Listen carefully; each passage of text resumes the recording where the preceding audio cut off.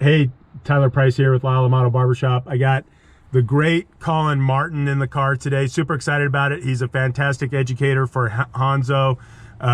Moving up to Portland soon to take care of business, opening up shops. Fantastic hairstylist, barber, the whole bit. Anyway, we're gonna cruise around in the bug for just a few minutes and shoot the bull, and you guys get to enjoy. So first thing, how long you been in the industry and how did you get in the industry? So professionally, I've been in the industry for 10 years, but it kind of all started for me in the 80s. Designs and the hair became cool for the first time ever, and I learned really quick that I could draw with the corner of a clipper, but by no means did I think this is what I'd be doing for a living at 14 years old. Yeah. So then something happened. You went to school or did you apprentice? I went to school. Yeah, I actually had a career before this one. I did like historic restoration, stuff like that, and you know, the money was really good, but through some trials and tribulations in life, and my oldest son got sick, and you know, we kind of had some ups and downs with that, and I just hit a wall and decided I needed something with a little bit more happiness in my life. And right. So I looked into going to school, and I was off and running from there. Yeah. So how old were you when you went to school, if you don't mind me asking that? I was 32 years old. 32. Yep. So it wasn't like, oh, I'm too old. I mean, we own a school, my wife and I, and we've had people show up that are 60 saying, hey, am I too old? I was like, well, not if you want to work and do something that you want, right? Absolutely. So it's then, never too late. Yeah, never too late, but take action, right? So then you mentioned just the artistic ability of things, so you have an artistic flair. Absolutely. And so there's some reward there. But what's the why to why you really love being in the industry?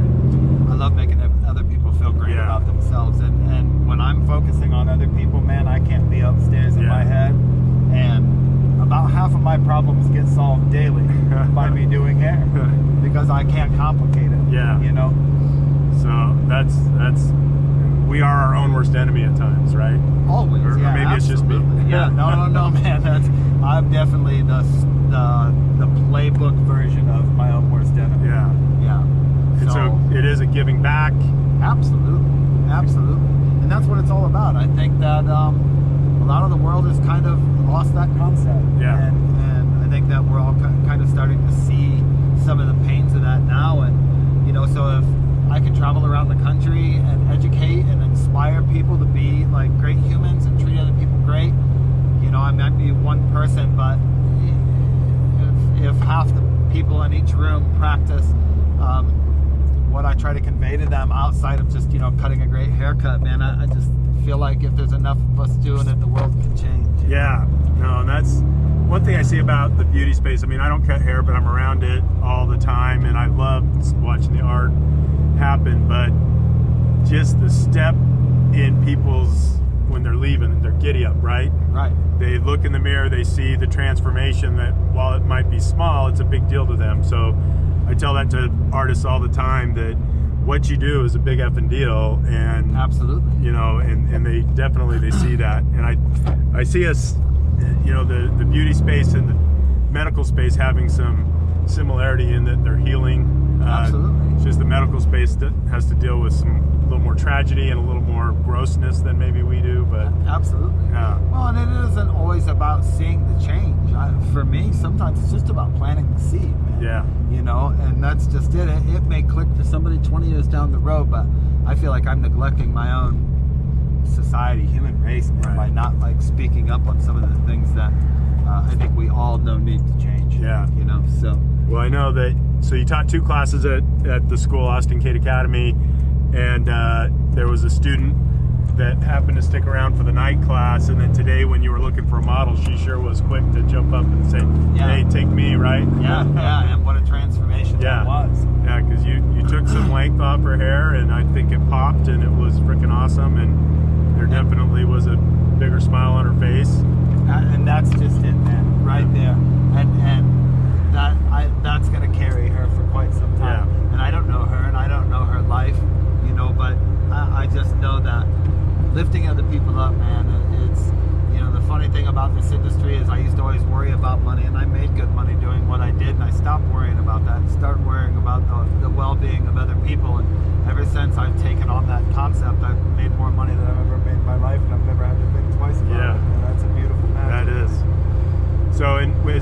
visiting, you kind of mentioned that you got boys that will be artists either in the industry or tattoo artists or whatever. Absolutely. Like, so what are some of the things that you as a parent, because all my kids work in the beauty space or they're training to be in the beauty space, and we have 4 kids, Allison and I, and so I think it's the greatest profession out there. So what are some of the things that that you're, I guess, to your own kids, that advice or things that you're telling them?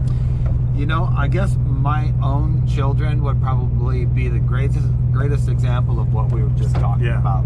I did not talk to either one of my kids about doing hair for a living.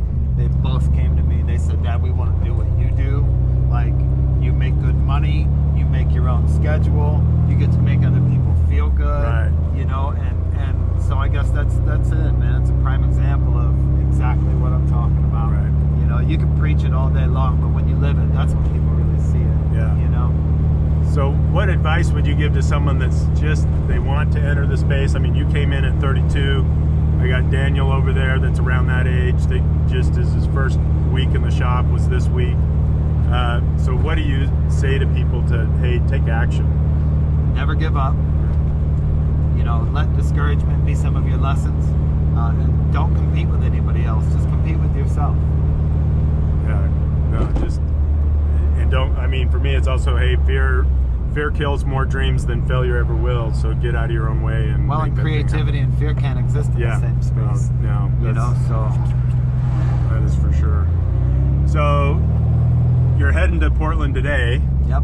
Going up, and so what are some of the cool things that, and maybe I jumped the gun by even mentioning it, but I believe that you shared it. We got to put it out in the universe, right? Right. But what are some of the cool things that is on store for Collin Martin?